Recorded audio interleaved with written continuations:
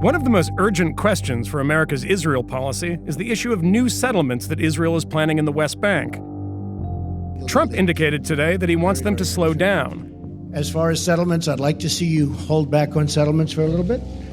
We'll work something out, but I would like to see a deal be made. I think a deal will be made. That doesn't seem to be what Netanyahu has planned. Since Trump's inauguration, Israel has announced 6,000 new settler units and legalized thousands more. Phoebe Greenwood went to the West Bank to see the new work in progress.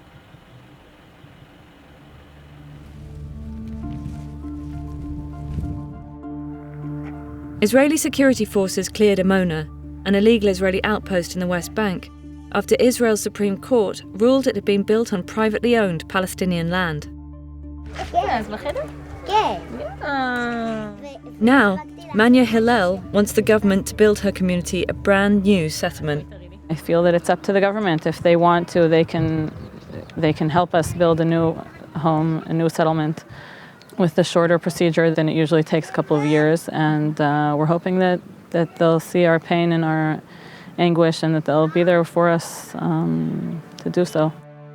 Prime Minister Netanyahu promised the 40 or so families evacuated from Amona that he'd build them the first new settlement in 25 years.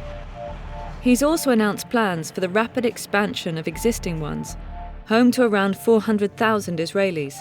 But all of Israel's West Bank settlements are considered illegal under international law. But Netanyahu's coalition government includes the far-right Jewish Home Party. They reject the idea of a Palestinian state and think Israel should annex the West Bank altogether.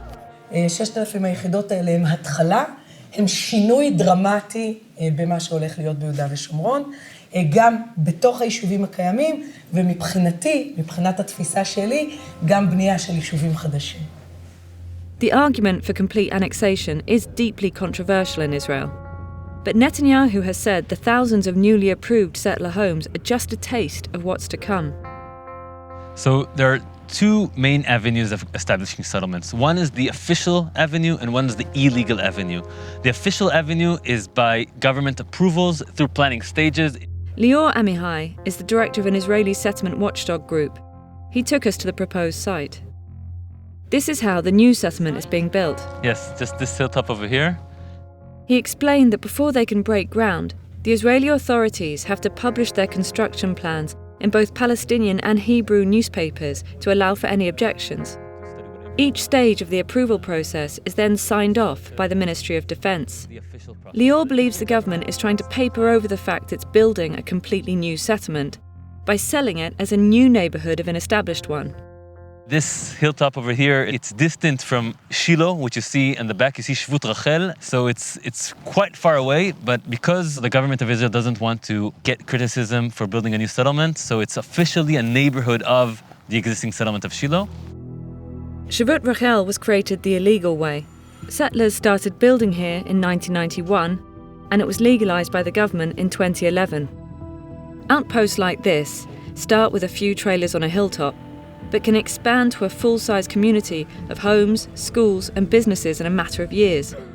Israel is obligated to provide them with roads and services. Only in rare cases like Amona are they demolished. Fawzi Haj Mohammed lives in Jalud, the closest Palestinian village to the proposed new settlement site. Shvut Rachel was built largely on land that he owns. When did you hear about the new settlement that's going to be built? Maybe more 2 months ago. The village council has hired a lawyer to try to block the new construction in the Israeli courts. Do you think the younger generations, like your sons, their kids, do they feel that there's any chance of stopping the settlement expansion around here? No. I'm trying to teach them. Please do whatever you can. You don't have to take the land back. But in the years coming, you may say, well, I appealed.